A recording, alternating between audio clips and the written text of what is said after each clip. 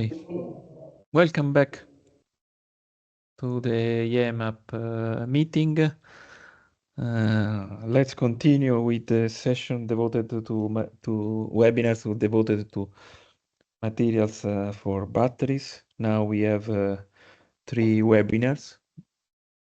The first one is by Federica Forte, ENEA colleague. Please, Federica. Good afternoon, and thank you, Massimo, for this opportunity. I'm Federica Forte, and I work in ENEA in the Department for Sustainability.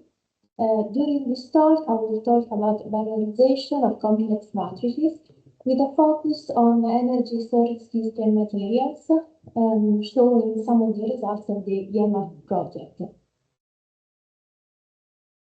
Okay. First, I will give a brief introduction about our laboratory, which is Laboratory Technologies for Waste and Secondary Raw Materials. We have 3 main research lines: recovery of raw materials from complex matrices, valorization of plastic waste, and the valorization of the organic fraction from compost production.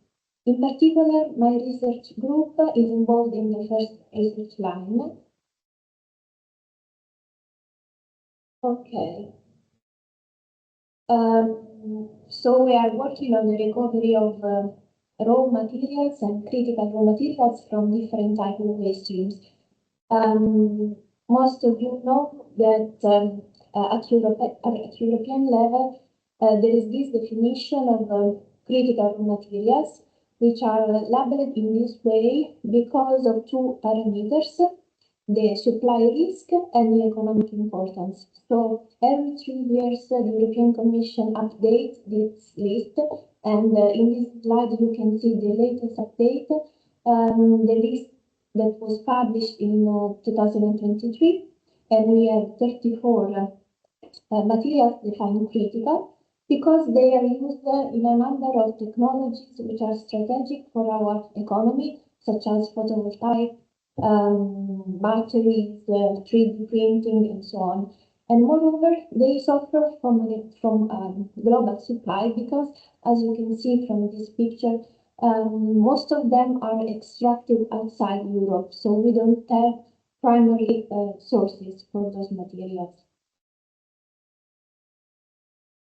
Unfortunately, the recovery of materials, and in particular materials for energy from secondary sources, is still very low.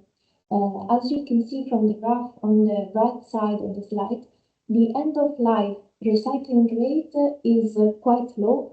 If we, for example, have a look at lithium, the recycling of lithium is only 0.4%.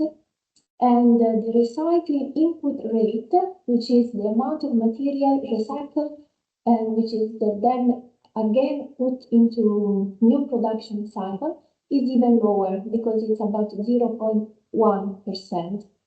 And similar results can be observed for other battery materials, for example, graphite and so on. So it's really important to recover proper technologies to recover this material from secondary sources, in order not to waste this important source of materials.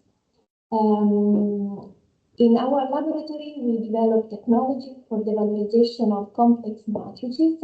We use this definition, complex matrices, because they contain different elements and in different concentration. They can be of both natural and anthropogenic origin. And for example, there is the possibility to recover PGMs from catalysts or precious metals and rare earths from waste electrical and electronic equipment, cobalt, manganese, vanadium from fly ash, and of course, lithium, cobalt, nickel from batteries, which is the topic of this talk.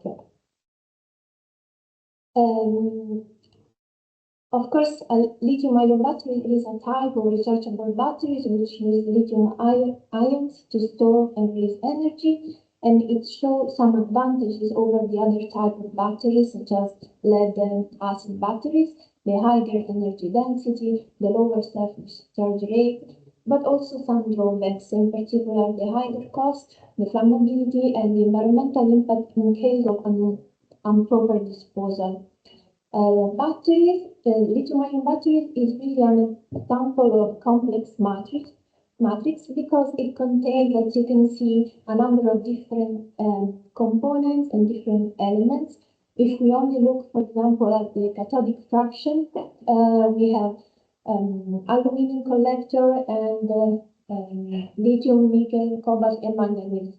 This is a specific example for NMC batteries. But then we also have the anode with graphite, which is also critical. Copper is a strategic material, and then the electrolyte, which also contains lithium and phosphorus. For example, in this picture, we have batteries that we disassembled in our lab, and there is, of course, the basic unit, the cells, which is constituted by the cathode, the anode, and the electrolyte. The electrolyte is generally lithium mesafluorophosphate dissolved in organic solvent. The anode, as I mentioned, normally is constituted by a copper foil with graphite, and the cathode can be a different type. We have different lithium oxide and or lithium phosphate. In particular, LFP batteries are more and more used, and they are gathering increasing attention about the scientific community because they show some advantages over the other type of batteries, in particular low cost and safety. So there is an increasing interest in this type of batteries. In the past, they were mainly used in the energy storage sector, but now, as you can see from this graph on the left side of the slide, there are also some applications in the automotive sector. And according to some provision, by 2030, NMC LFP batteries will have an equal share in the market, about 50% each. And this is mainly because LFP batteries are considered as green batteries because they don't have nickel and cobalt, which are linked to some issues during the different stage of the value chain, from the extraction to the disposal. And also for NMC batteries, what we are observing is a decreasing use concentration of cobalt in these batteries. Regarding the technique that are normally used at industrial level for the recovery of materials from complex matrices, and in particular from batteries, there are normally three main techniques: pyrometallurgical technique, hydrometallurgical technique, or a combination of both. In the case of pyrometallurgy, high temperature are used in order to recover metal, but especially high-value metals such as cobalt and nickel. While there are some losses of lithium, which end up in the slags and is not usually recovered. With hydrometallurgical technique, there is the possibility to recover also lithium. And then, of course, we have combined route, or also techniques such as direct recycling and reuse. As I mentioned, hydrometallurgy has some advantages over high temperature technique, in particular the high selectivity, which means the possibility to recover the products with a high purity, the high efficiency, recovery efficiency, and that normally the process are carried out at room temperature, and this implies a reduction in energy consumption and emissions. And also, plants are generally flexible, and they are at the advantage of modularity, which means that you can adjust the unit operation according to the feed. There are also some drawbacks because there is the production of liquid waste and sludge which need to be treated before the disposal, and sometimes slow leaching kinetics. But going to the definition of hydrometallurgy, so it's the chemical and physical chemical treatment technology of a solid material, which can be a mineral or a residue of different origin, in liquid media. And the objective is the recovery of metals. Normally, there is a first step, leaching, where the solid is contacted with a solvent able to dissolve some of all the components and make them stable in the solution. Afterwards, there are some different types of separation and purification steps in order to recover these metals from the solution. And this can be obtained by, for example, precipitation, solvent extraction, ion exchange, and so on.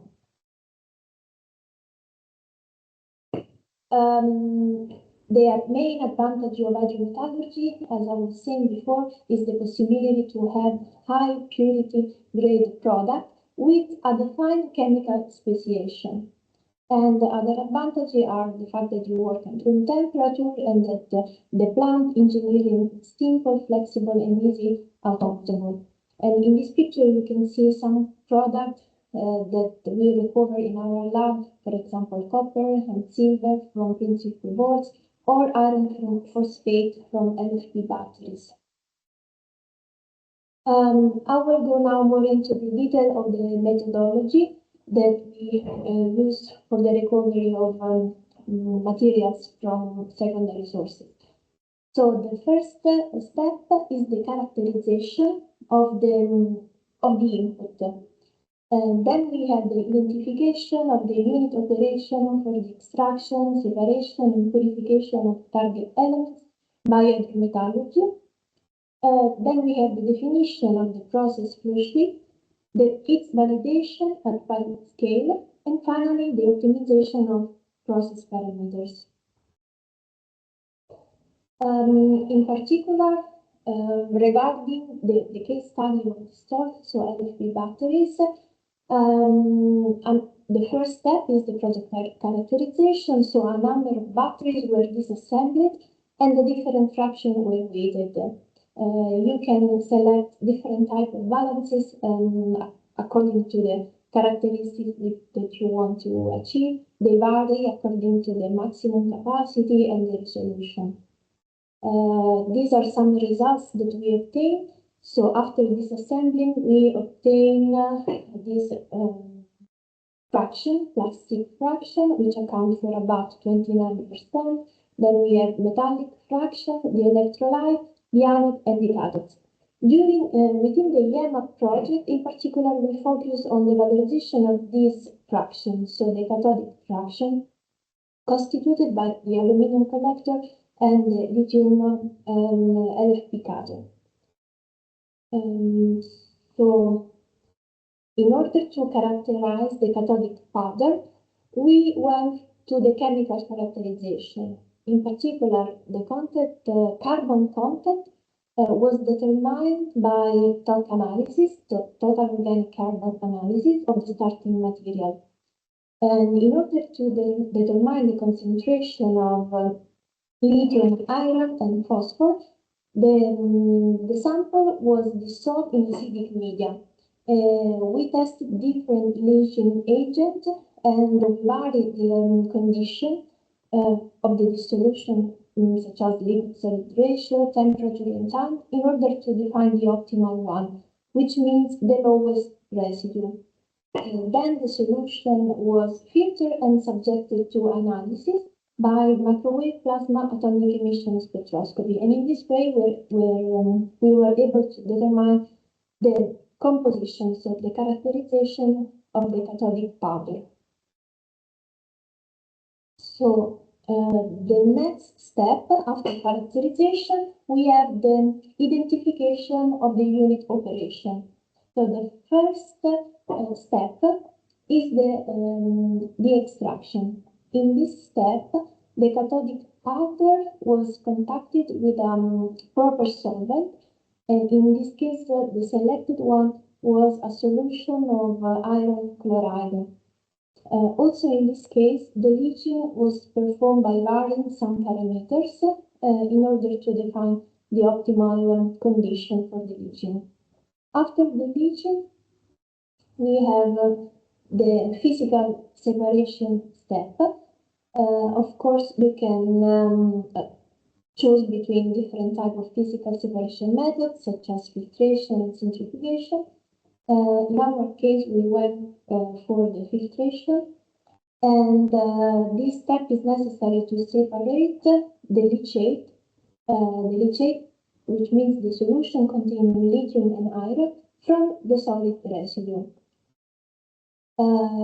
Then we have the product purification step. This was necessary because the solid residue that we separated still contain some chloride from the previous leaching step. So we need to purify it, and this was performed by a washing step with ultra-pure water until a negative chloride state. Finally, the residue obtained was dry in a furnace at 80 degrees until constant weight. So this is an example of unit operation, hydrometallurgical unit operation, so leaching, physical separation, and product purification.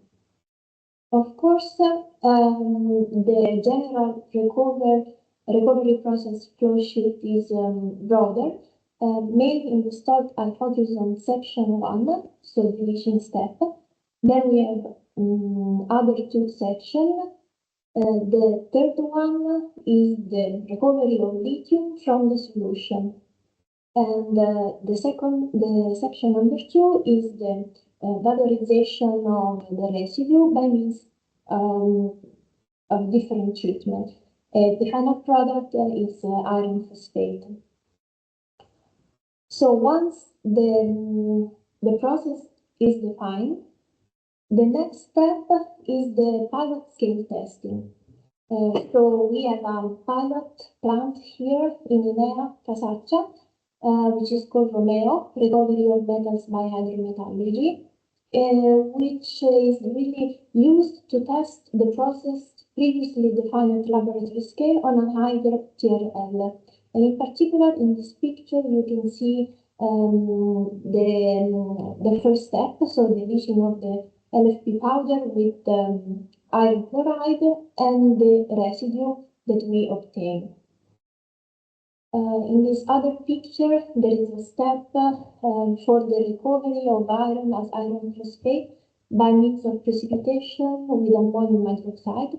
But I will not go into the detail of the step because, as I mentioned, I just want to give an example of hydrometallurgical step, so I mainly focus on the first step, the leaching. Finally, once the process is defined and tested also at pilot scale, you may need to adjust some parameters because, of course, you are working with higher quantity of solid material, but also higher amount of solvents. So you need to adjust, for example, the liquid to solid ratio or the contact time, but also you may need to change some equipment, for example, for the separation of the solid residue from the leachate. So also modification of plant engineering might be needed.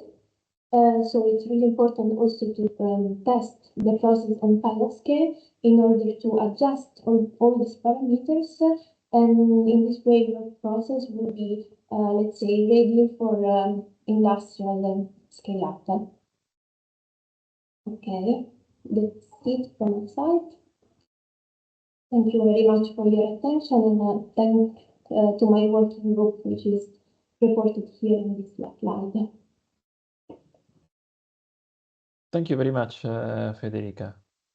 Very interesting and very didactic a presentation very useful. Yeah, there are questions from the audience.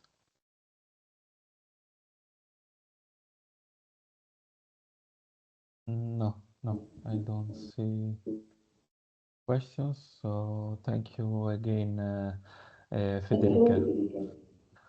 Okay. The next speaker is Lucia Protopapa. It is about recovering the reuse of secondary raw materials from discarded PV panels. Yes. Hi, Maria. Thank you, Massimo. Please. Yes. The floor is yours. I'm quite ready. I'm sharing the video. Can you see my slides? Yes. Okay. Perfect. I'm going to talk to you about the research activity we performed within the project Mission Innovation IEMAP concerning the recovery and the reuse of secondary raw materials from discarded photovoltaic panels. Let's start framing the problem first of all. So the installed photovoltaic capacity has been growing during the last year in Italy, not only in Italy, but all over the world, let's say. But in Italy, we reached in 2023 over 30 gigawatts of installed photovoltaic capacity, with more than 1.5 million of installations. The region where I come from is the Apulia region in the south of Italy, which is the second region in Italy for the photovoltaic installed capacity with 3.3 gigawatts, behind Lombardia, which is the first one with 4 gigawatts of installed capacity. So the lifetime of a photovoltaic panel is of about 25 years or 30 years. So we expect to have in the next future a huge amount of photovoltaic waste.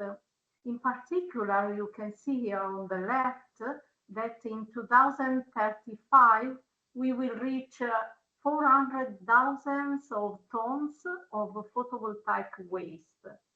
And from this huge amount of waste, we will be able to recover useful and recyclable materials like glass. You can see here in the table on the right the quantity of glass we will get for Italy, and aluminium, which is also recyclable, copper, silver, silicon, and so on. Well, the majority of photovoltaic panels installed in Italy are monocrystalline or polycrystalline panels, and this kind of silicon-based panels contain several strategic and critical raw materials. Here I evidenced in red the critical raw materials which are present inside the silicon-based photovoltaic panel, while in yellow you can see the strategic raw materials, which are those materials which are have a huge importance for the European economy, mainly for the ICT sector, but also for the aerospace and defense sector and the renewable energy sector. You can see here, for example, the country accounting for large share of the global supply of silicon is China, covering the 76% of the global demand. So instead of importing these materials from countries outside Europe, we could recover these materials from end-of-life products. But at present, the recycling input rate for many strategic raw materials like silicon is 0%. And it is worth mentioning that our dependence from China in the photovoltaic sector concerns not only the raw material supply, but it is a dependence that exists for each step of the supply chain up to the assembled products. This means that almost about 70% of the installed photovoltaic panels in Europe come from China. So let's have a look to the structure of a silicon panel. You can see here on the left the silicon cell, which is embedded between the superior glass frame, which has a protective function on the front side of the panel, and behind the solar cell you can see the back sheet, which is a multi-layer polymeric structure which has the function to protect the solar cells from atmospheric agents. And here on the right in the aerogram you can see that glass and aluminum frame cover most of the weight of the panel, while silicon covers the 3% in weight of the panel. What does it mean? It means that if the typical weight of a panel is 22 kilos, we can recover from one panel about 600 grams of silicon. Here is the cross-section of the photovoltaic panel. You can see in the middle of the image the layer of silicon embedded between two layers of the encapsulant materials, which is EVA, which stands for ethylene vinyl acetate. The upper layer of EVA makes the silicon stitched to the glass, while the bottom EVA layer makes the silicon stitched to the back sheet. Let me evidencing that the back sheet presents this multi-layer structure. It is made by 3 layers, polymeric layers, which generally are fluorinated. This implies that if we want to burn the panel in order to recover silicon, burning all the polymeric components, we have to keep attention to the fumes developed while burning. So the plants which treat panels by pyrolysis or carbonization in air have to be equipped with trapping systems which retain the fluorinated fumes. So our idea was to start from silicon-based panel to take silicon from PV waste and to reuse it in lithium-ion batteries. Why using silicon in lithium-ion battery? So for a while, let's remember how the battery works. So while the electric car is moving, the battery discharges, and the anode that is here on the right, made of graphite, releases lithium ions, while in the phase of charging of the battery, the anode retains lithium ions.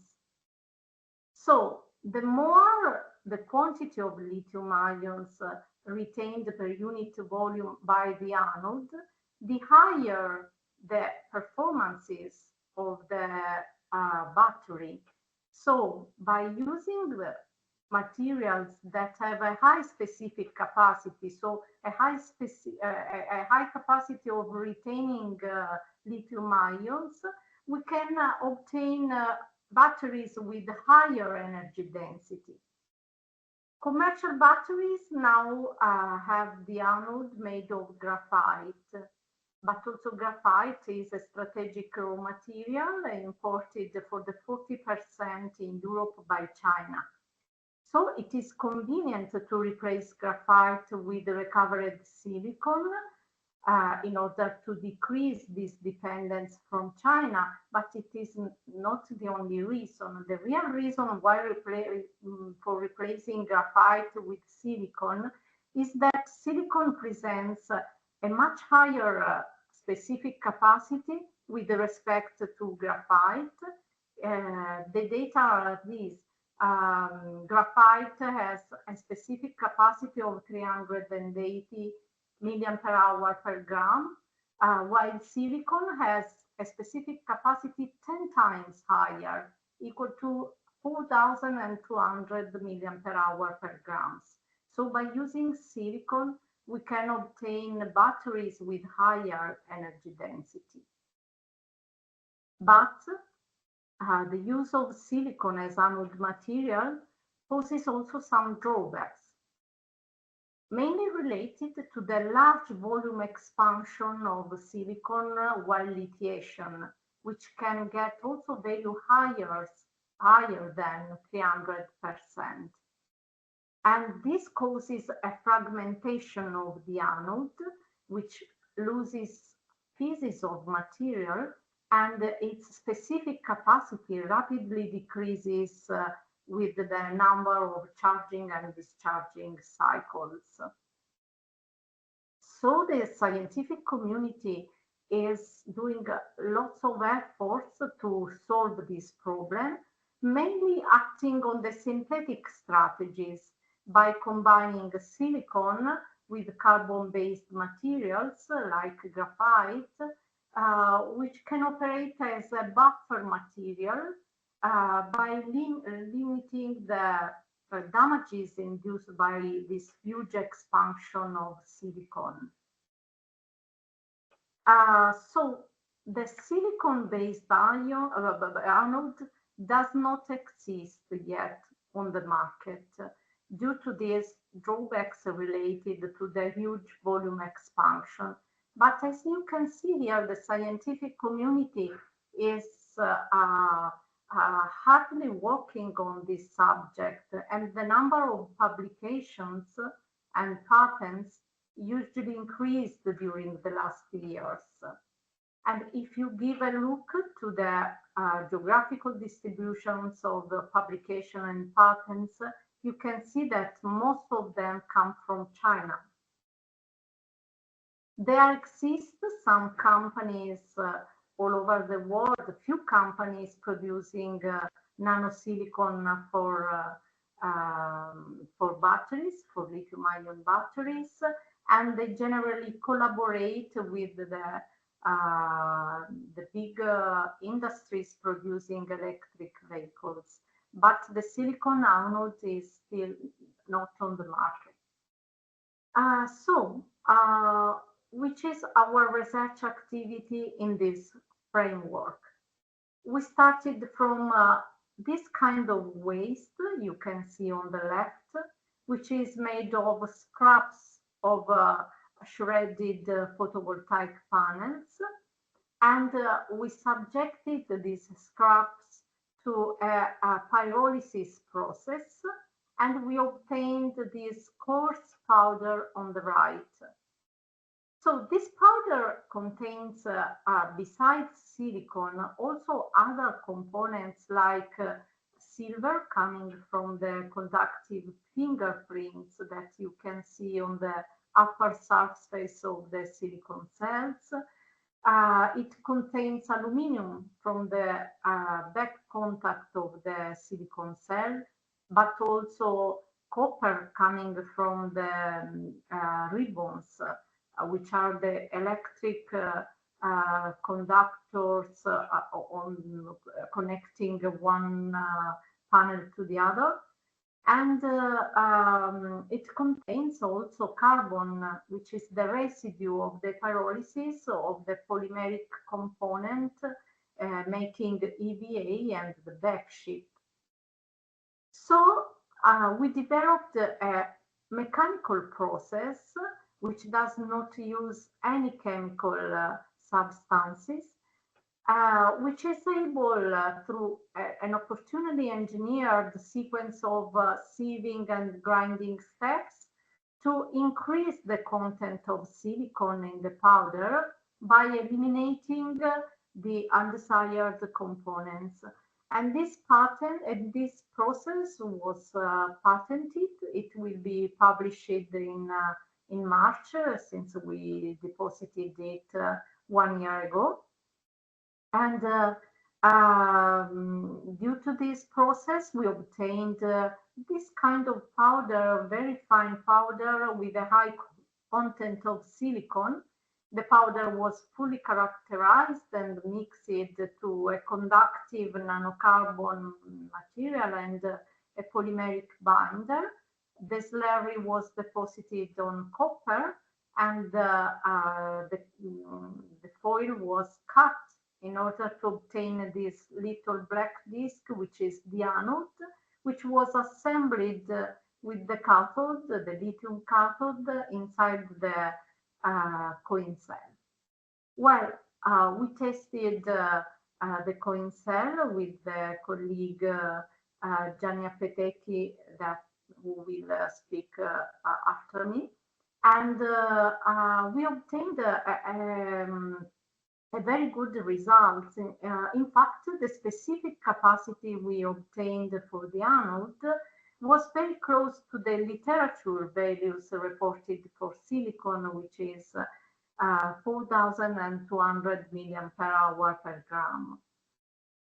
Well, the drawback of this obtained coin cell is that the specific capacity rapidly decreases at the first charging and discharging cycles due to the volumetric expansion of silicon.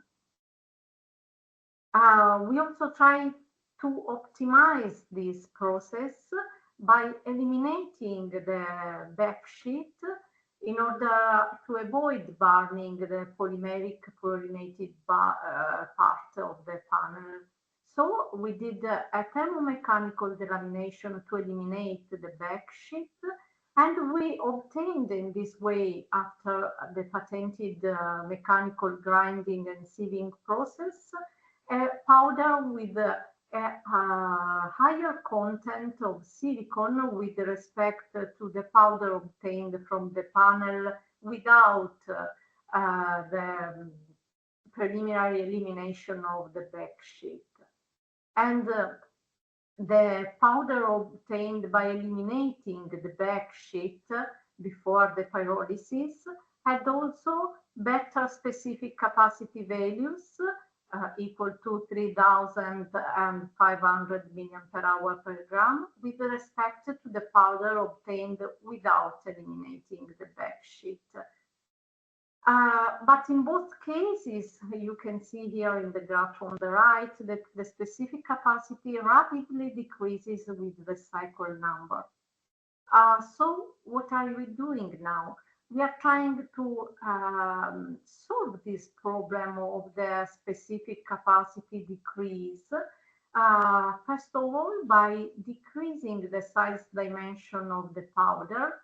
You can see here on the left that the nano-sized powder presents a much lower decrease of the specific capacity with the cycle number with respect to micro-sized powder reported on the right.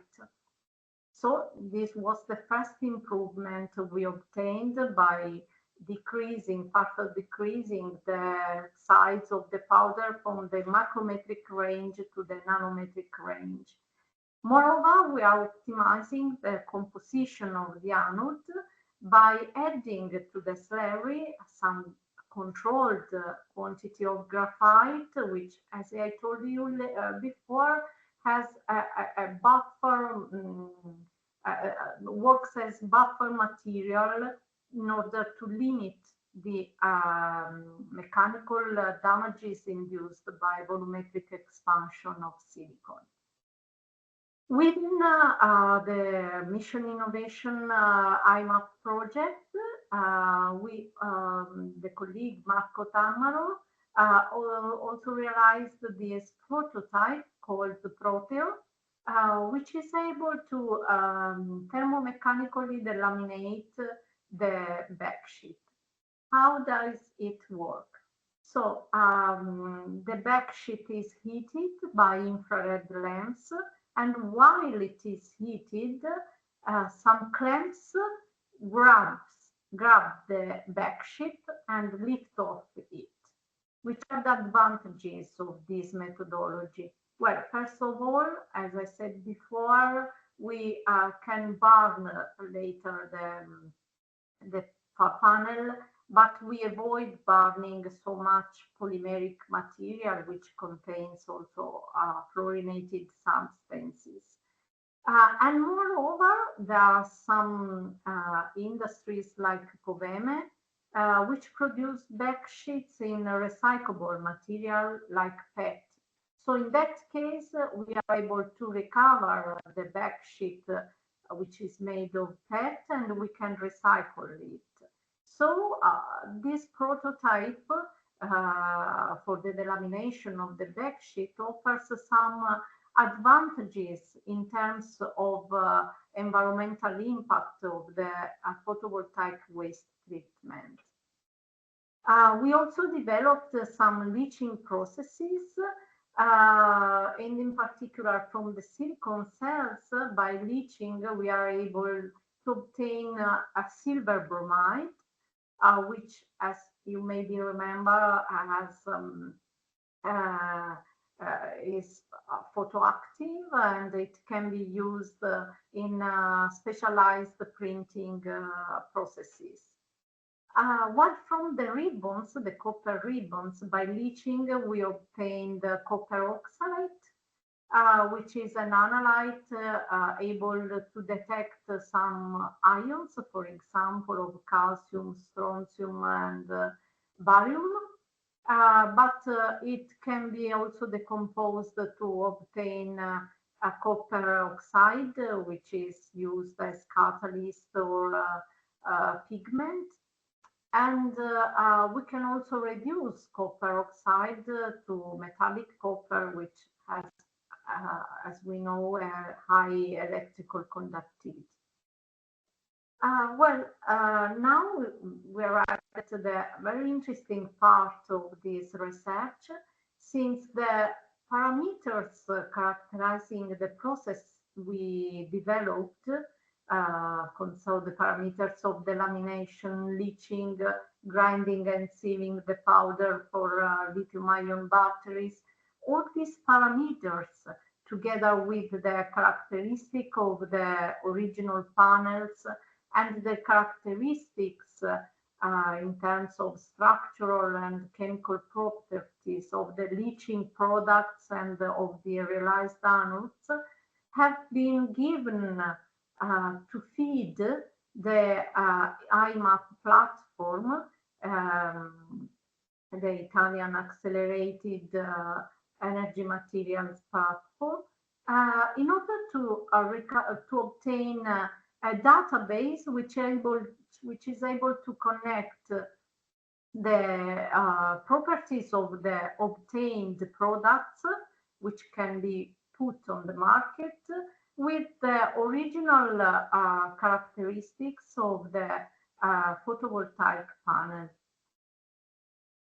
So in conclusion, we are now improving the Proteo TRL from 4 to 7 in order to develop a low environmental impact process, which is able to provide high purity recovered materials.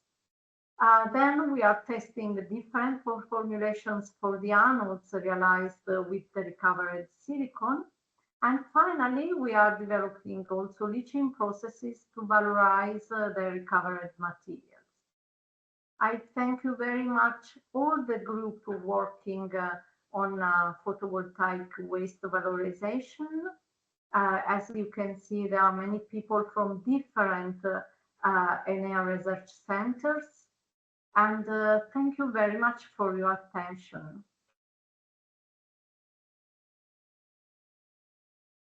Thank you very much, Lucia. Very nice presentation with very promising new technologies. And also it's nice to see new prototypes, and IEMAP contributed to the development of these new prototypes and this very promising new process. Any question from the audience?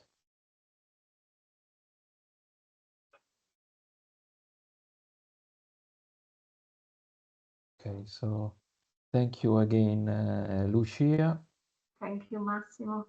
I would continue with Gianni Appeticchi, that I think it's, as you said, is in line with your presentation. See, so yeah. Please, Gianni.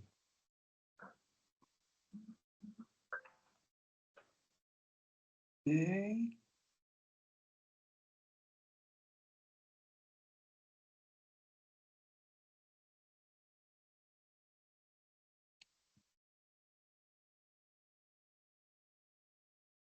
Can you see my slides?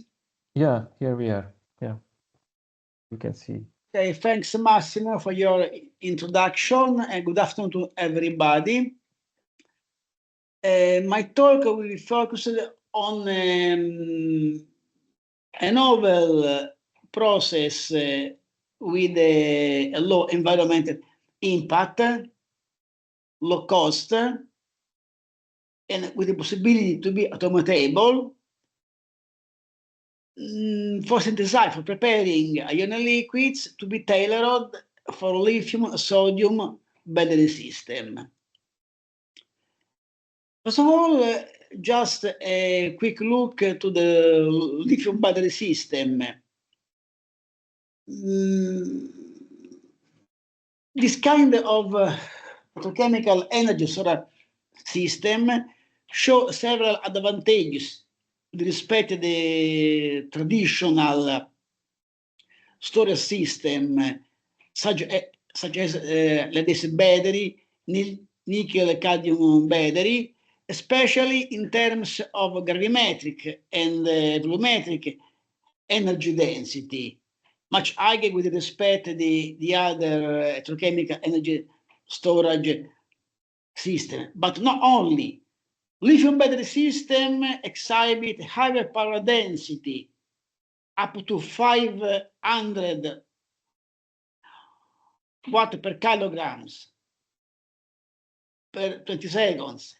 High caloric efficiency, overcoming 99%. High energy efficiency, above 90%. Longer cycle life, possibility to perform hundreds or thousands of cycles, depending on the chemistry of the active material.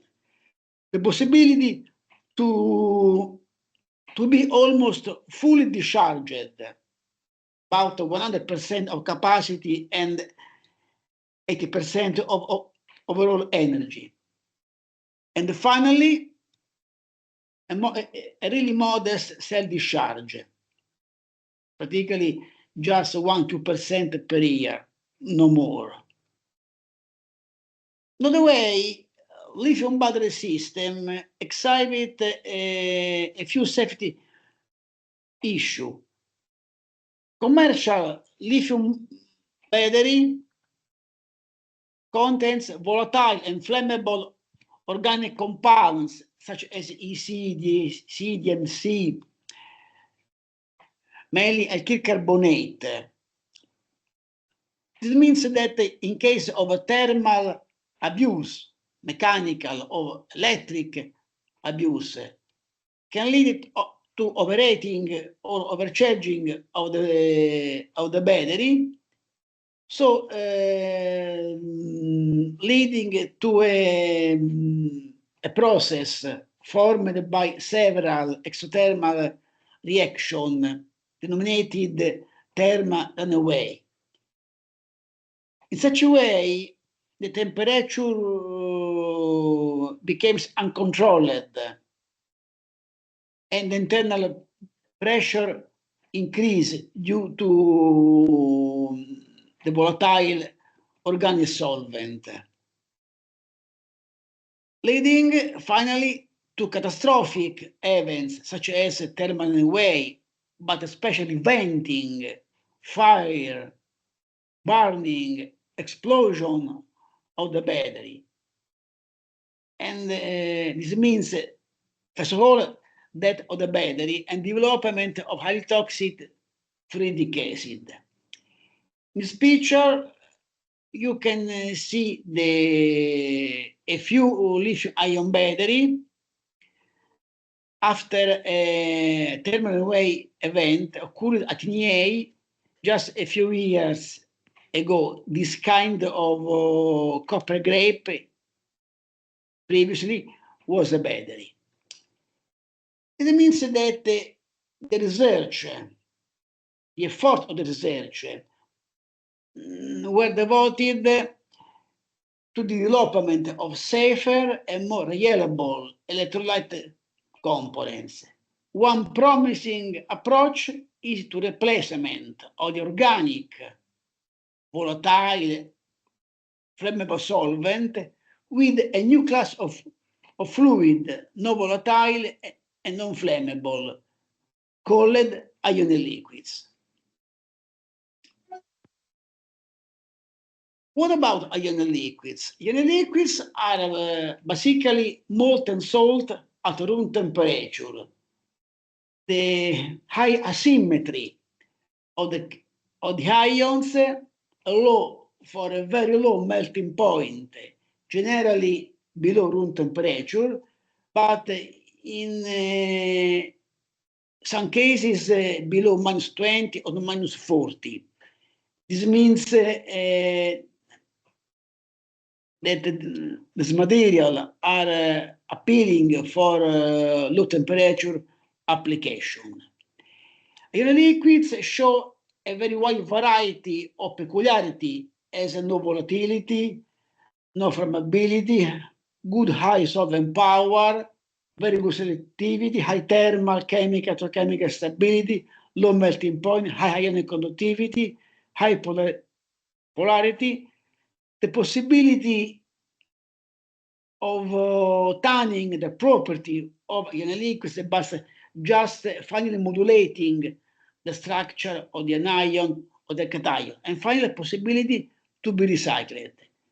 Therefore, ionic liquids were proposed for a very wide variety of applications: process technology, electrochemistry, including lithium battery, synthesis and catalysis process, heat transport and conversion, analytics, proposed as a functional fluids.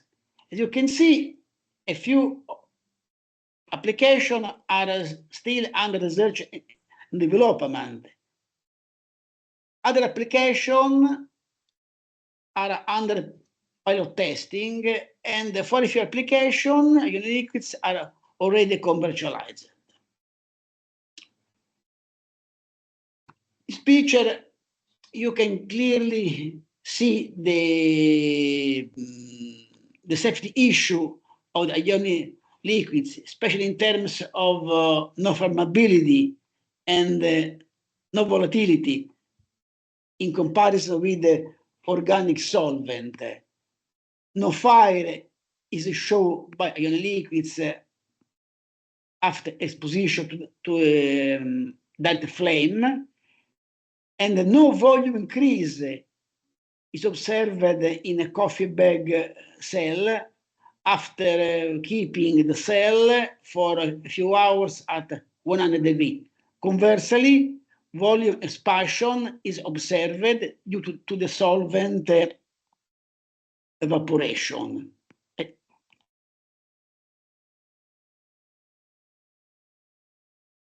What about the correlation of ionic liquids in the frame with the IEMAP project? IEMAP project is as previously presented by the other speakers, is an acronym of Italian Energy Materials Acceleration projects. In the frame of IEMAP project, work package 2 is focused on sustainable materials for electrochemical energy storage system. Within work package 2, there are 3 lines. The activity LA24 focuses on the evaluation of an automatable synthesis process for ionic liquids as electrolyte components for lithium-sodium battery. The activity 2.6 focused on the validation of the process developed in the activity LA24 throughout automatable testing line. And finally, activity LA2.8 based on the interaction of the testing line with the IEMAP computation platform. All this activity are focused on the development of an innovative novel process for the synthesis of ionic liquids for lithium-sodium battery. It's important to highlight the continuous feedback during the overall project among these 3 activities.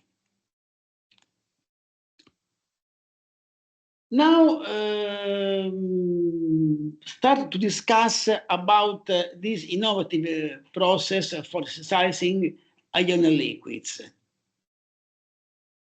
We introduced a new concept about the process for the ionic liquid synthesis, the one-pot process. Basically, this process, the main idea is to mix altogether the components, the amine, in this case, normal methyl pyridine, the alkyl halide, and the lithium salt, all together in order to obtain directly ionic liquids and the lithium bromide as side products. Different ionic liquids were prepared at different operating conditions, also in order to demonstrate the feasibility of preparing not only just a few family, but a very wide variety of ionic liquids in order to demonstrate the flexibility of the process. Here, the overall process is schematized. The step 1 practically is the one-pot process. Step 2 is the purification of the ionic liquids, and in step 3, the vacuum drying.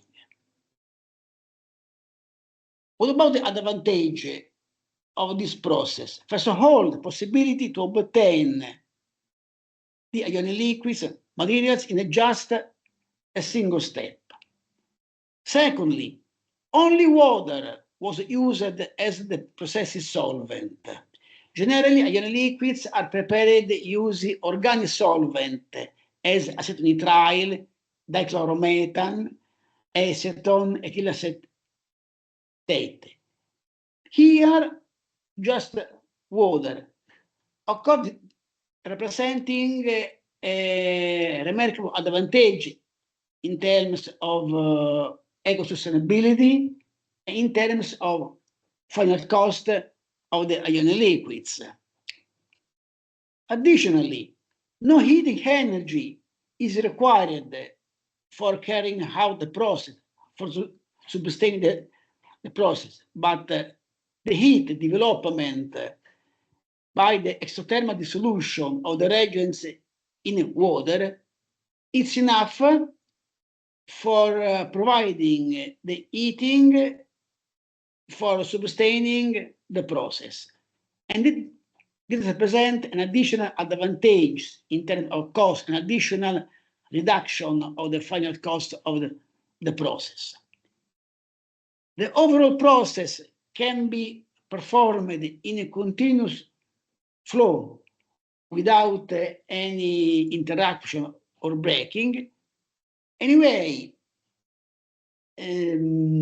for demonstrating the possibility to be automatable and upscaled, the process was performed in ENEA labs for demonstrating step by step the possibility of the automation and upscaling.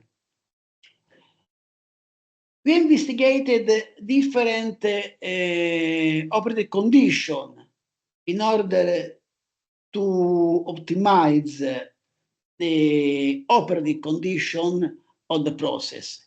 First of all, it depends on the initial temperature. The initial temperature of the process can be modulated by tuning the water chemicals volume ratio. In the left picture, you can see the evolution of the processing temperature as a function of the processing time. It's clearly demonstrated that if you change the initial temperature of the process, the maximum temperature achieved by the process may change, and especially by increasing the initial temperature as demonstrated by the left picture, the maximum temperature increase almost linearly, but at the same time, the time required for achieving the maximum temperature decrease. This means that it's very important to optimize the reagents water ratio in order to optimize this synthesis route. So the temperature process is therefore strongly correlated to the initial temperature. The maximum temperature achieved during the one-pot reaction increase with the initial one, as you can see in both the picture, and at the same time, the time required for achieving the maximum temperature decrease with the initial temperature of the process. Of course, these data are important for validating qualification, not only of the process, but also for the quality of the obtained ionic liquids. Other parameter is the reproducibility and the process, the overall process yield. In the left picture, you can see the evolution of the processing temperature as a function of the processing time for different batch. And in the right picture, the evolution of the overall process yield as a function of the processing time. You can observe a very good possibility of the one-pot processes. This means that if we start from the same initial temperature, the synthesis evolution will be exactly the same.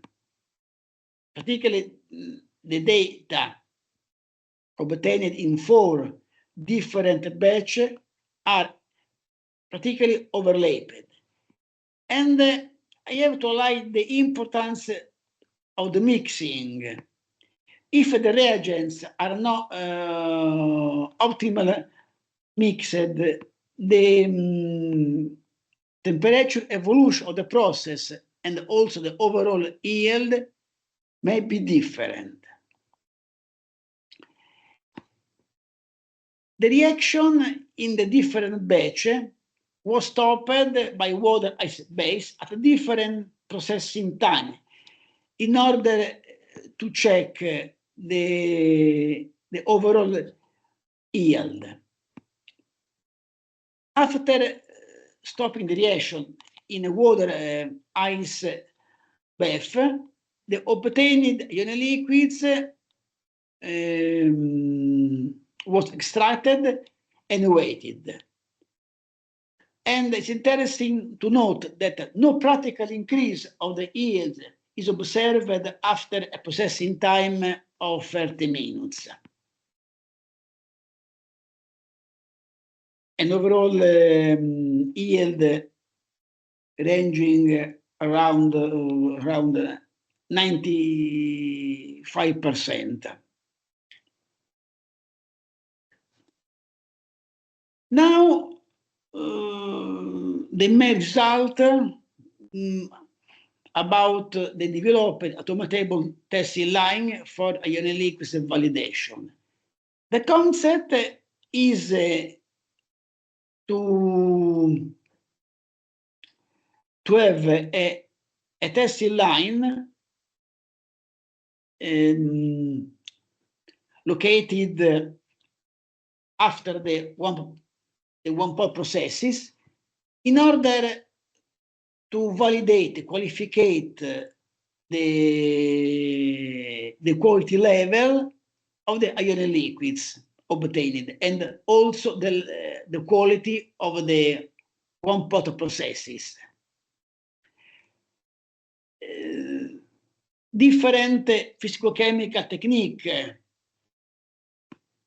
are unified as a computational test, density test, infrared measurement, thermal analysis, and water titration.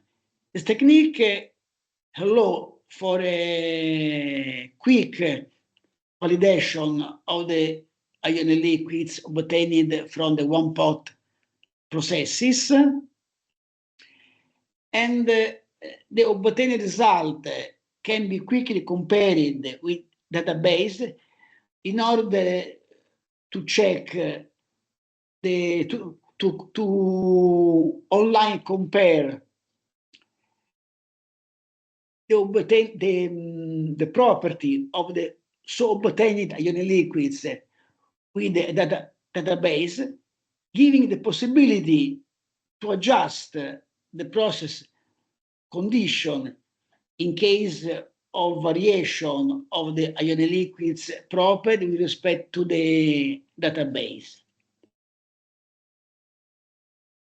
And as already discussed, the testing line, the purpose of the testing line is validation not only of the ionic liquids, but also of the developed one-pot processes. Here, a comparison of the conductivity result obtained on the ionic liquids prepared by one-pot process with analogous commercial materials. And similarly, a comparison of the infrared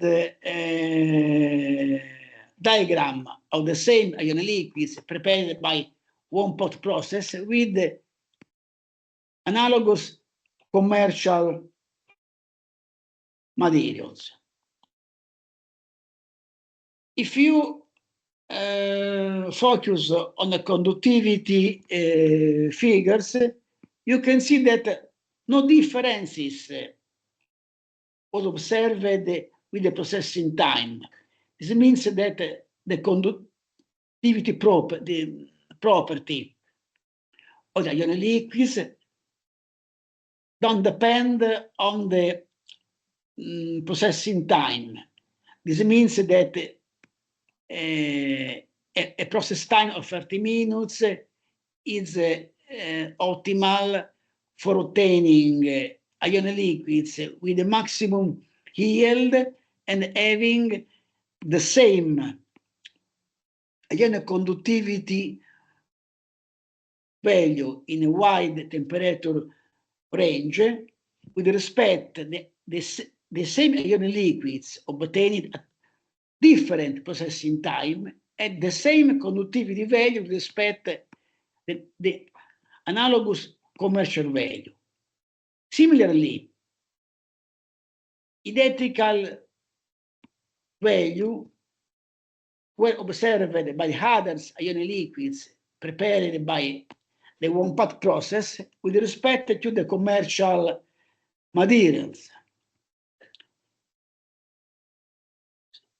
Therefore, both an identical conductivity versus temperature behavior and an identical infrared spectrogram were observed with respect to the commercial materials, particularly overlapped FTIR spectrograms were observed. What about the result about the other test? Thermal measurement in terms of DEC, water titration, and density measurement. If you compare the result obtained with respect to the commercial ionic liquids, you can see that for the thermal measurement, we observe a very similar melting behavior for all ionic liquids with respect to the analogous commercial materials. The water content is very low, not depending on the processing time, and lower with respect to the commercial ionic liquids. This is observed for all ionic liquids investigated. Generally, the water level is below 5 or 2 ppm versus the 20 ppm of the commercial ionic liquids. And regarding the density value, you can see that they are very similar to the data reported for commercial ionic liquids, and the density value always fall within the error bar. This means that it's possible to obtain by the one-part process ionic liquids having analogous or identical on the superior property with respect to the analogous ionic liquid materials, but prepared by an innovative reaction using just water as the solvent, the possibility to be performed in the shorter time, and requiring no energy for sustaining the process. The result obtained in the frame of activity LA24 and LA26 were uploaded on the IEMAP computational platform. The different techniques composing the testing line were uploaded. The materials, the equipment, processing parameter, the results were uploaded, as well as data, graph, schema of synthesis result. In such a way, the IEMAP platform represents a valid database for accelerating the research and development of innovative energy materials, not only ionic liquid, of course. Here, the uploading of the parameter process requirement uploaded in the IEMAP platform. In this case, for the a kind of ionic liquids, but of course the processing parameters were uploaded for all ionic liquids prepared. Another advantage of this technique, this process, the possibility to prepare a very wide variety of ionic liquid without any modification of the process. As a closing remarks, an eco-sustainable, cheaper one-pot process was developed for preparing ionic liquids to be addressed as electrolyte solvent for realization of a safer and more reliable lithium-sodium battery. Water was used as an only processing solvent. No heating energy is required for driving the reaction. Possibility to run the process is a continuous flow. I want to highlight the excellent possibility of the process. The maximum yield is achieved after just a process time of 30 minutes, but also the possibility of recovering the residual of a liquid fraction, about 5% dissolved in water, the possibility of being fully automatable and upscaled, and a high feasibility, of course, the possibility to prepare a very wide variety of ionic liquid family.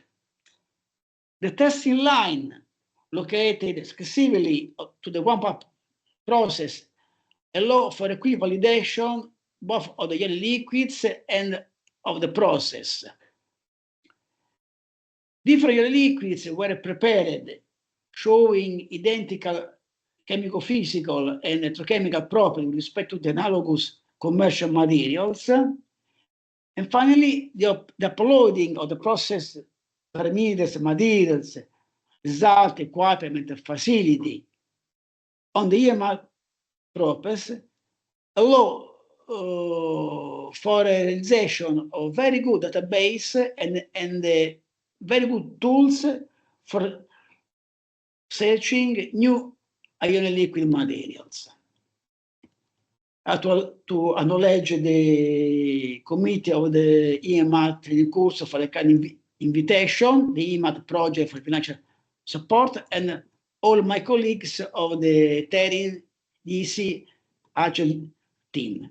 And of course, thank you for your very kind attention. Thank you very much, Gianni. Very interesting.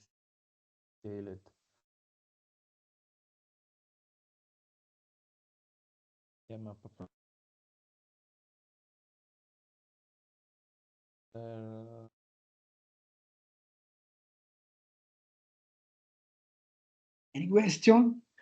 No. It was very clear. I hope. Yes, sure. So thank you very much, Gianni. Thanks so much. And in the agenda now we would have the break, but since Sergio Ferlito is here and available, and since the last presentation for today, I would propose to have the presentation right now and then have a break later. So presentation of Sergio Are you there, Sergio? Hi, everyone. Hi, Sergio. I start sharing again my desktop. Yeah. Thank you very much for your availability. I think it's Your invitation.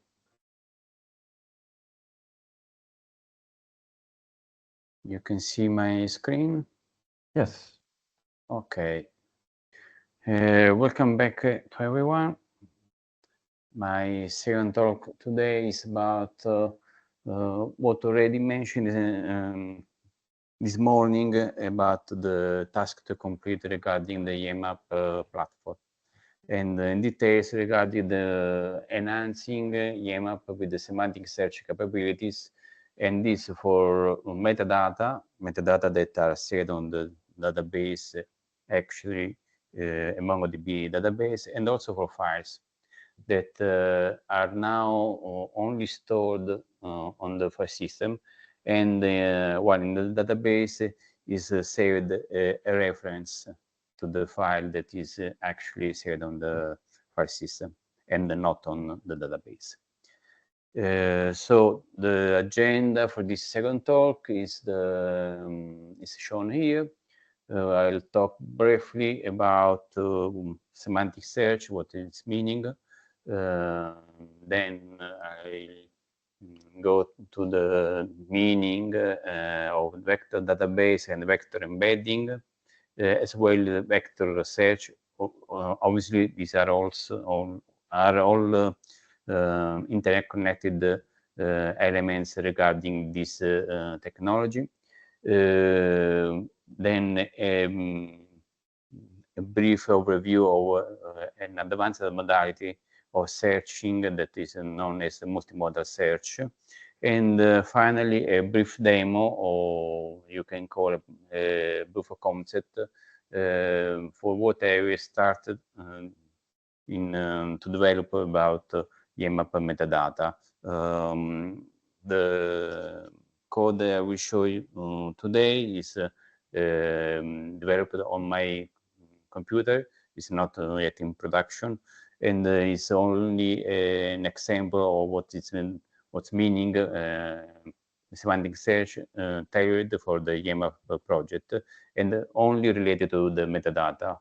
While as said previously, I'll extend this concept also to the files that have been uploaded to IEMAP platform. So what's the meaning of semantic search? Semantic search is essentially a technology that interprets the meaning of the words and phrases. It differs from what is usually done in conventional database, where I can find for a specific word or for a specific words, or eventually, as I can also show in the code section, about a pattern that I can always find within a specific number of characters or elements of words. While in semantic search, I have the capability to understand the meaning of the words, and also understand this meaning inside the context, inside the entire sentence that represent my query. Here we also reported two interesting links for whoever is interested to deepen his knowledge about this topic. One is related to the general concept of semantic search on the Elasticsearch website. Elasticsearch, who doesn't know, is a well-known database. And here is also an interesting video about the meaning of semantic search by Cohere. Cohere is one of the provider of IE functionality also especially in the context of semantic search, obviously. To have an example of what's the meaning of semantic search, and especially in the context of material design, you can, for example, search the entire sentence, solid state electrolyte for lithium batteries. And this search will return result also from semantic conductors, but also from ionic conductors, because with this technology it's possible to understand the meaning of the question, and also in this particular case realize that the two concepts are related, and so return both the results to the query. The next concept is about vector database. As already said, semantic search is essentially a technology that is employed in a particular type of database, a specialized type of database known as vector database. This type of database usually store structured or unstructured data, where for unstructured data stand for text or images, or everything that is not a fixed pattern as an Excel file or a CSV, for example.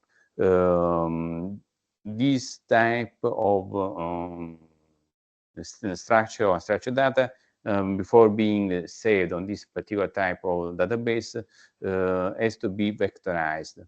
And this is usually done with the particular type of large language model. The query on the context that is stored on the database is usually done with some specialized methods like approximate needs and neighbors that allows the database to be very fast in retrieval the information we are asking for. Here we have an example of the structure of this type of technology. We have structured data. These constitute the inputs of the system. We have an element that transforms this data from the original format to a vector. So the last element here is always a vector that is stored on the vector database. When we want to ask a query,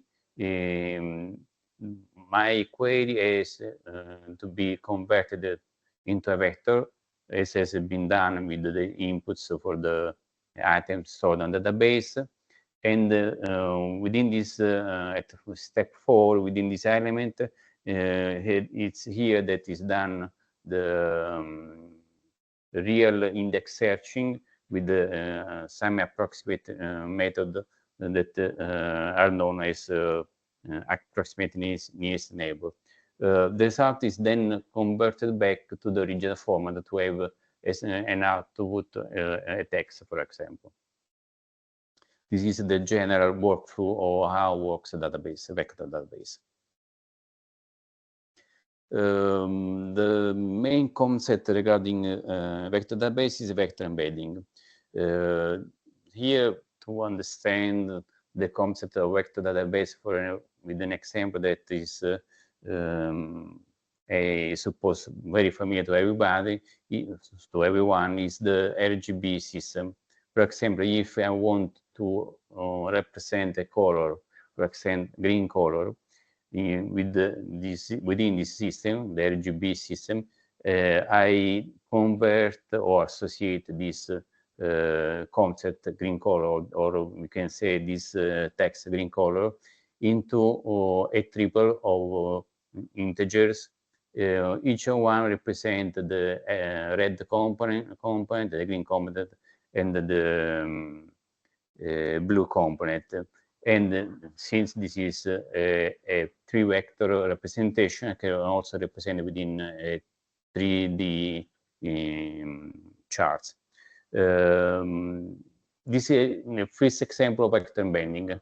For example, another example vector embedding that represent always the same concept. For example, green color, but with another representation, CMYK, is another vector. This time is a 4-dimensional vector, but these two vectors represent exactly the same concept, exactly the green color. The same also true for this other form of representation called HSL. So the concept here to grasp from this slide is that the vector embedding numerically capture the semantic meaning. The objects in relation to each other. This means that if we want to, for example, visualize colors that are close to red, I will have some points that around this portion of the 3D chart, for example. This holds true also for the other colors, for example, green colors with their shades, or blue colors with their shades. So similar objects are grouped together in a vector space. That for a visual presentation, we have to limit to the 3D space, but for a broader concept, the length of the vector usually employed is far greater. So this vector embedding is the fixed element that allow this type of database, known as a vector database, to handle this special type of query known as a semantic search. There is also as previously introduced, the workflow for a vector database is to create a vector embedding. The vector embedding is usually done with this element here indicated as machine learning model. In the case, this is usually done with a specialized type of machine learning model. These models are known as transformers. Here I have listed some transformers usually done for this task. For example, if I want an embedding, so a vector representation of my unstructured data starting from a text, I usually can employ this sentence transformer. This is a special type of transformers. For whoever doesn't know what this mean, what mean transformers. Transformers is a particular architecture of generative pre-training model, like ChatGPT, for example. So this type of models that share the same or a subsystem of the ChatGPT architecture are here every year some difference, because this model are more tailored towards the representation of what is done in input as a vector, and not for a question answering system like ChatGPT. Another type usually of transformer usually used to create a vector embedding is the clip model or the sentence transformer. The first is from API, from OpenAI, but is freely available. This type of model can handle images. This means that they can accept an image and derive from an image a vector representation of the image. So if I have two images that represent the same concept, for example, two images of cats, this type of model return a vector that are not far from each other. There is a third type of transformers used to create a vector that is known as multimodal. Multimodal means that it can accept inputs of different type, for example, text, images, or even video or audio. while the first two are specialized for their relative task, text or images. Multimodal can handle all these types, and as the other modes always return as output a vector. Here I reported an interesting video about this topic from Cohere.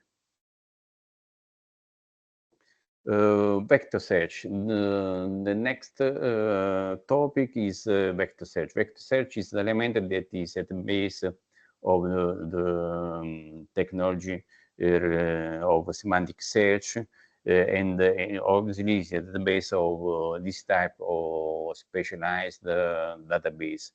As I said previously, we have unstructured data as input. This unstructured data is converted with the transformer, here more generally indicated as a machine learning model, and is converted with a vector. So the input is, for example, sentence, designing efficient battery materials, and with the specialized transformer, I get back a vector. The main concept about vector search is that concepts that are sometimes in some way related to each other, for example, creating high-performance electrodes is in some way related to the sentence designing efficient battery materials, should return two vectors representation that are not too far from each other. For example, here, obviously, a 3D chart. For example, here we have this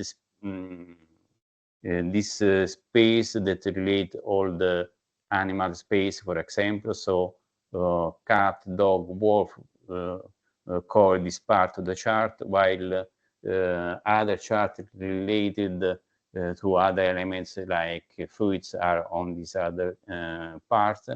The main concept here is that concepts that are in semantic, so in the meaning, similar to each other, in this vector representation should have to be quite near each other.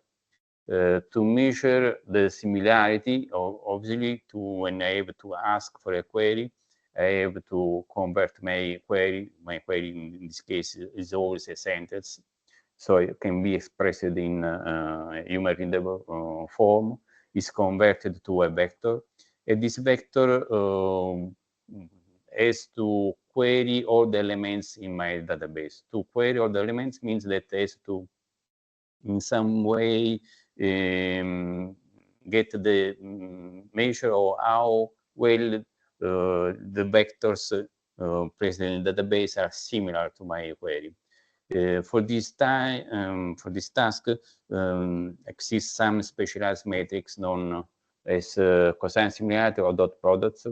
These are not the only one similarity metrics available in the field, but they are the most commonly used. Cosine similarity essentially is the angle between the two vectors represented in more generally in multidimensional space.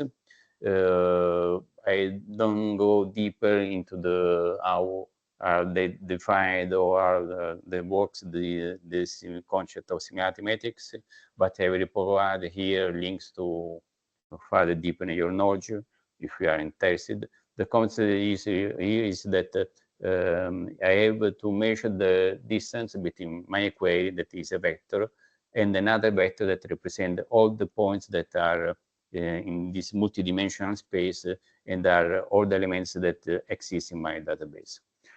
I hope this is clear as concept. If you have any question, don't hesitate to stop me and ask. I go to the next slide if you don't have any question. The next topic is multimodal embedding. as said previously, this type of database and this type of search known as semantic search regard not only text, but also other unstructured data. For example, an image, here we reported an image of a lion, or here is the sound, the roar of the lion, or eventually a video regarding always the same concept. This multimodal in the sense that represent inputs of different type, text, image, audio, video, pass through an encoder. The encoder is the transformer as previously introduced, and produce a vector. This vector, as said previously, if are related to the same concept, for example, are related to lion in this case, should return a vector that are, as you can see, have to be somewhat similar to each other. This is the concept of multimodal embedding in practical way. Exists specialized transformers that can handle this type of modality with this scope, and provide vectors that are similar to each other if they are related to the similar concept. In the case, in the picture, the lion. This is at the base of multimodal search. In multimodal search, essentially you can search not only with a sentence, with a phrase or a text. Give me all the elements related to lion, for example, but I can also ask with the specialized type. For example, this multimodal search, I can provide to the system an image of a lion, and return as having as a returning element from the database not only, for example, a text relative to a sentence or a chapter of a book related to lines, but also an audio or a video. Because this type of elements or this type of search modality is known as multimodal. It is capable of extracting elements that are semantically related to each other, regardless of the modality they are stored in the database. Here I also reported a link to a brief course on deep learning.ai. If you are interested, here you can have a quick overview of the course.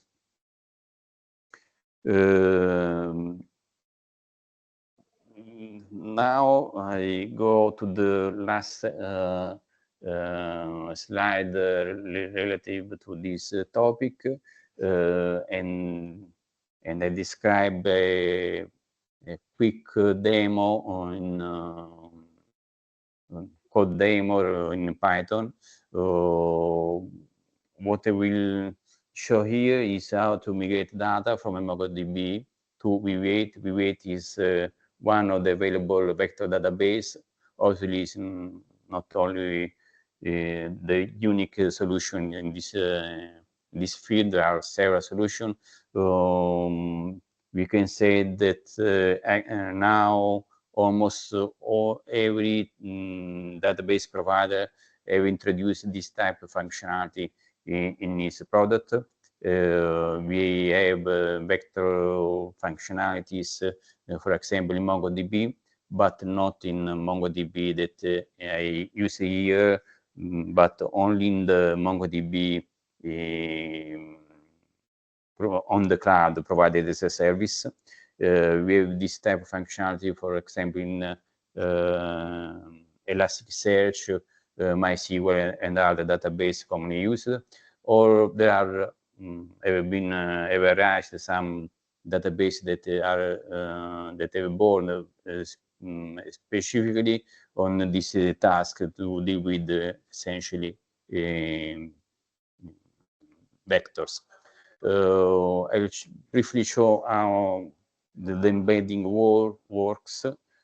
I also show what types of data queries are usually available with the traditional database, or this special case with MongoDB.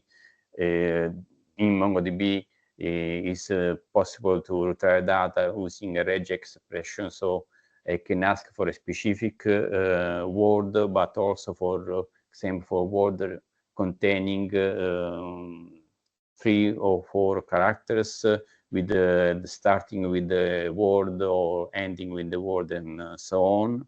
Then I'll show how semantic search works in V8 and how a specific query in the database for that MongoDB database will fail, will return no result with the semantic search because it's able to retrieve the semantic meaning of my query, is able to return a result. One element before going to the code is Python.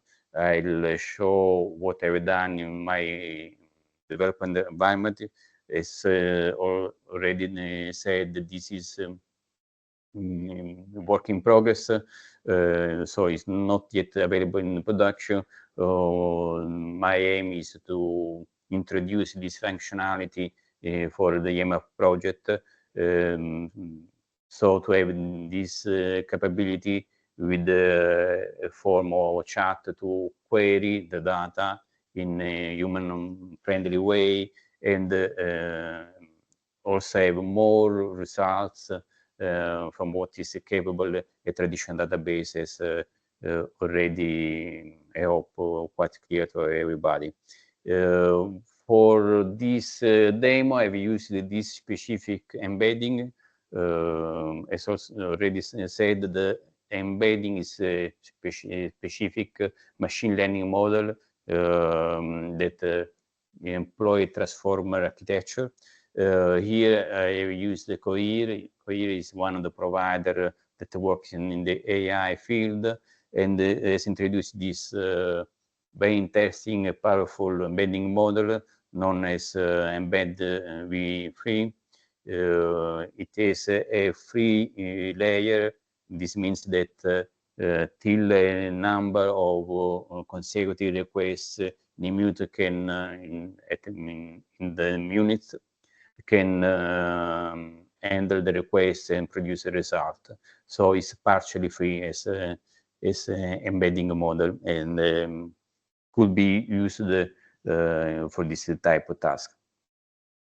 So if you don't have any question, I'll switch to my Python development IDE. Yeah, thank you, Sergio. I show one. Okay. Now this is the development environment. Here are the main script developed in Python. I briefly describe what each of them essentially represent. I will write this script that translate what is done on a MongoDB into a type of document that can be saved on a vector database. I don't go into the details of the elements, but essentially what is done is connect to V8. V8 in this case is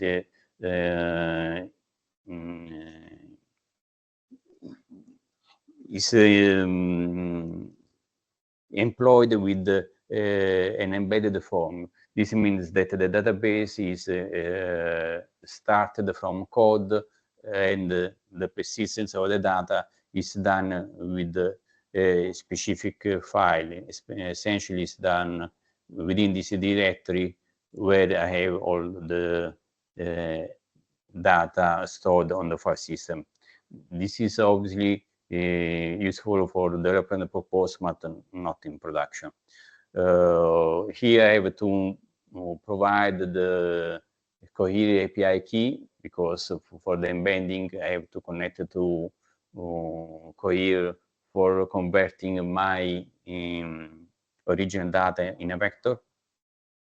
This instantiates the VWeight vector database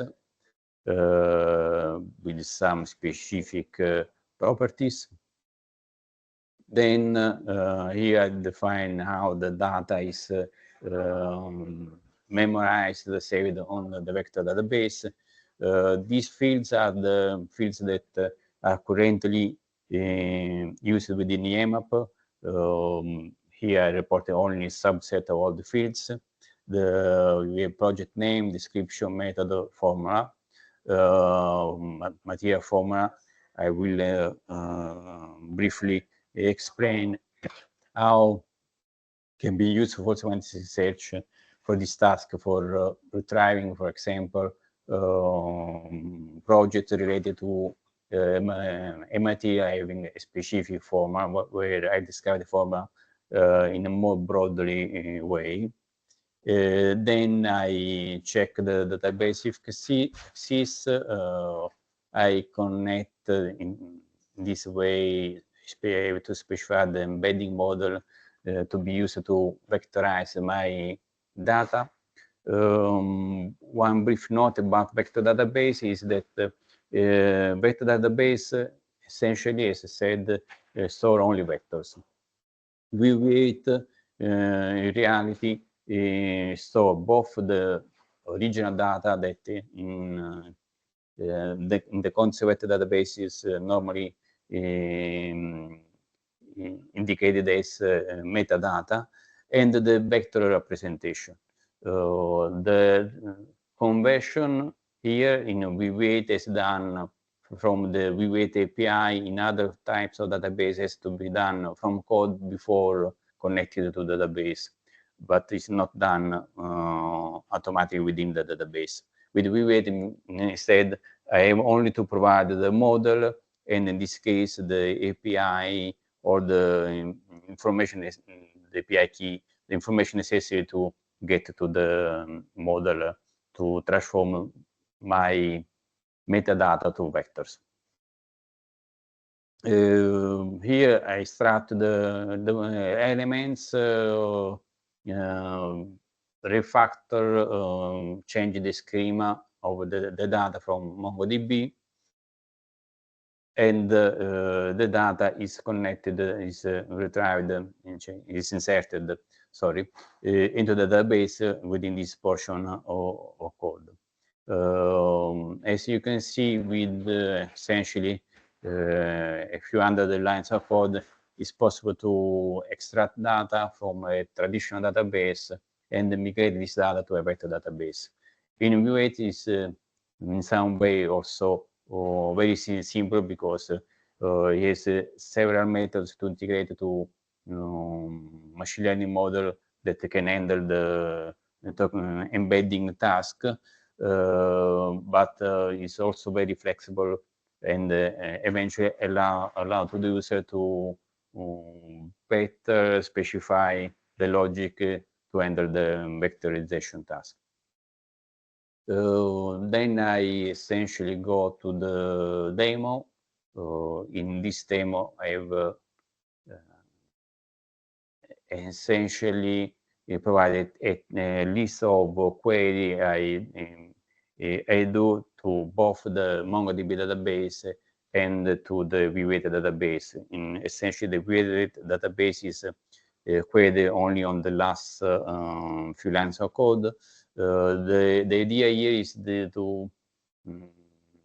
aim here is to show how we can interact with the database and which type of query I can do.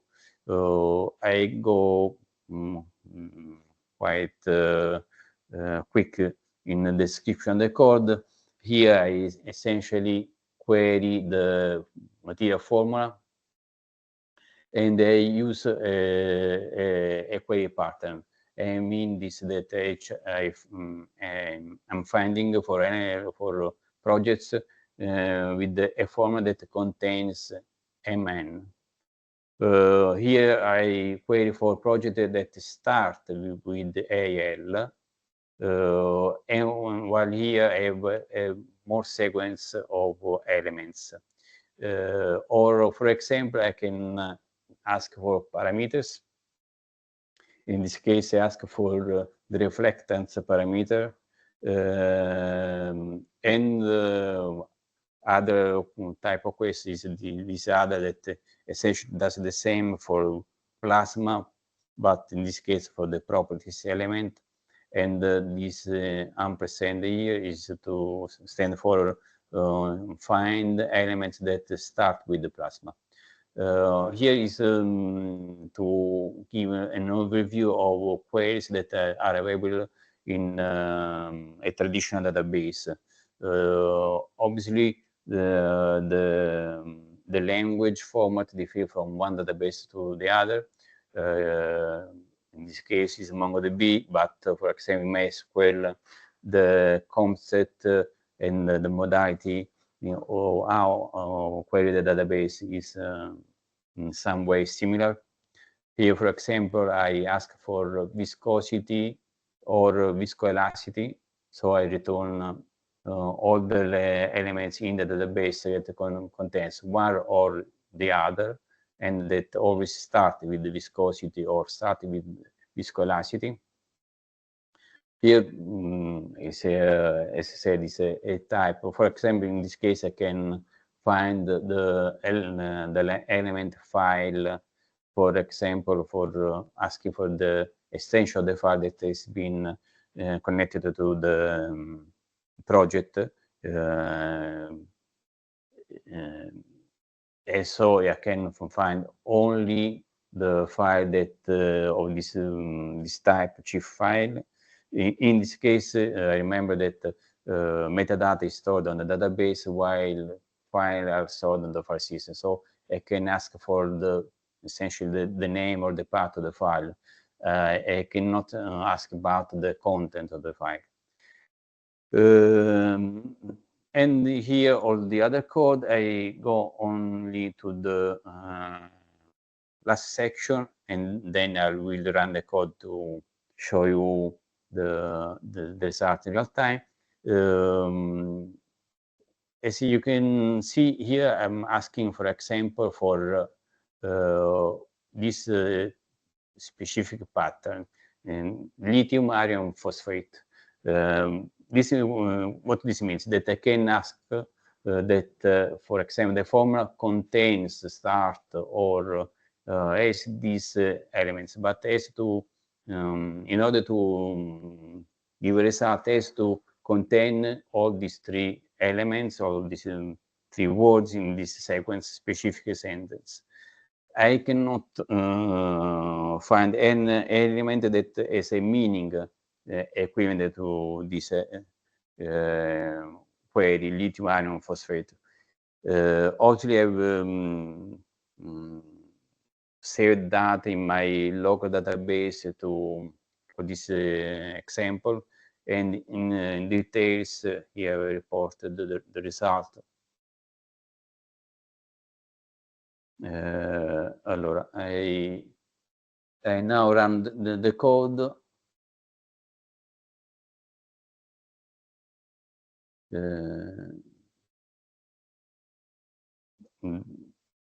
Here you can see the results, all the previous query that I've described before.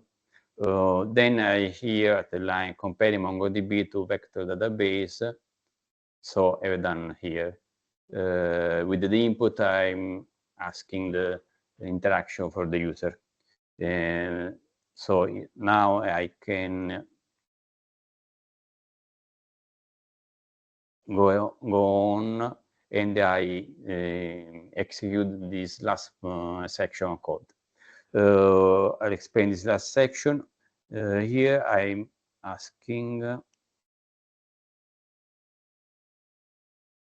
Here I'm asking for lithium iron phosphate because in the database I have no documents that have this exact sequence of word in the formula. MongoDB return 0 document. While in VWeight, because VWeight is a vector database, any vector database return a sequence of results that are ranking before according to a distance. Here I specify for the VWeight, the distance, one of the distance supported from this database is the cosine distance, that is 1 minus the cosine similarity. Cosine similarity is one of the metrics usually employed in a vector database.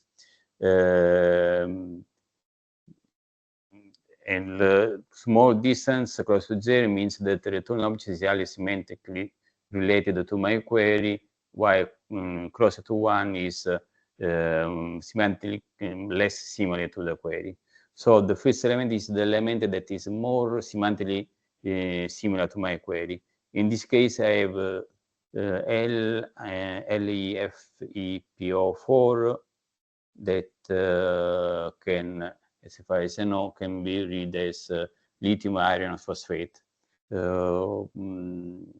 What I want to emphasize here is that with the vector database, I can extract the semantic meaning of my query that I can also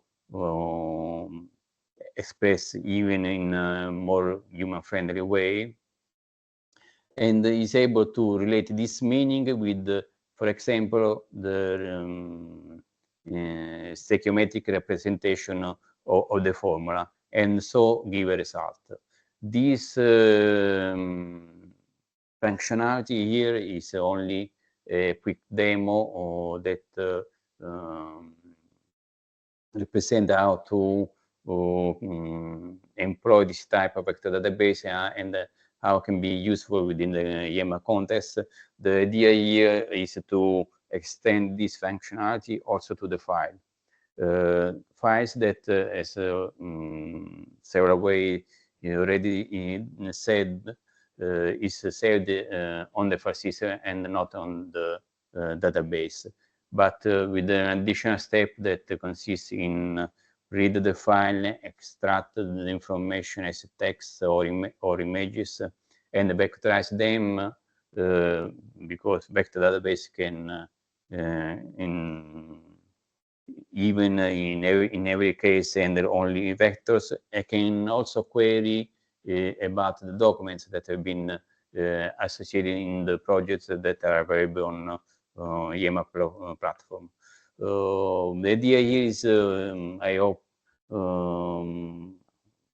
that in this way, the functionality, the usefulness of the IEMAP platform can be extended with this type of search that can also be more friendly, more easily implemented with the user-friendly user interface like formal chat, where I can express my query in human readable format like here, and not be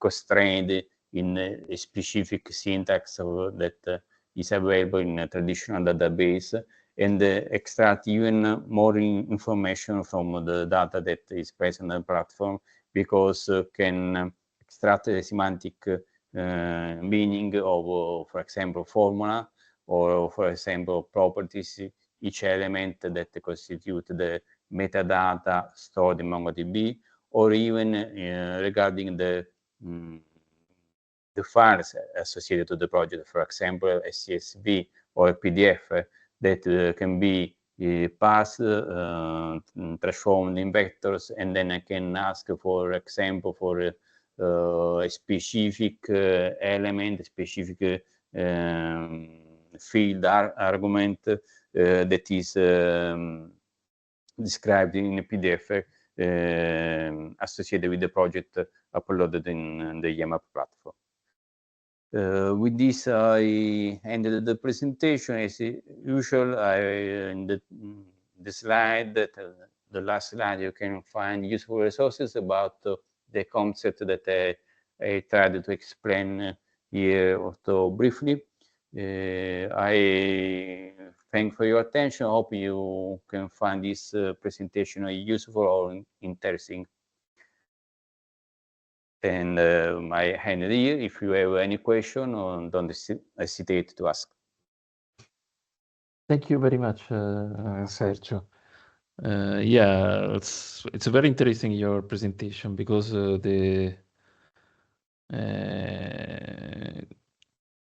what you are explaining is very complex, and you are able to simplify the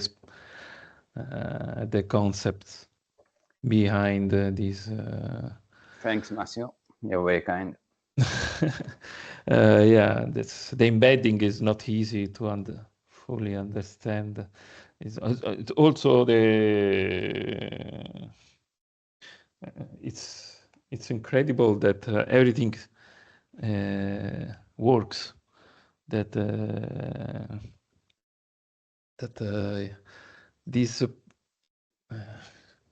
these approaches can really find data in a database by using not only the word but the concept of the meaning of the words.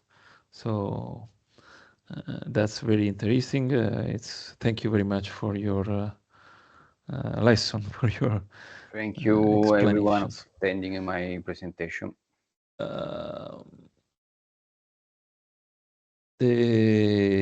I don't know if there are some questions from the audience, but I think that they can reach you, send you an email or a message for clarifications. Yeah, I think that your work is an added value to the platform, so everyone then will use them in the end of the project. So thank you very much, Sergio. Thank you everyone for participating to this meeting and to be here till now.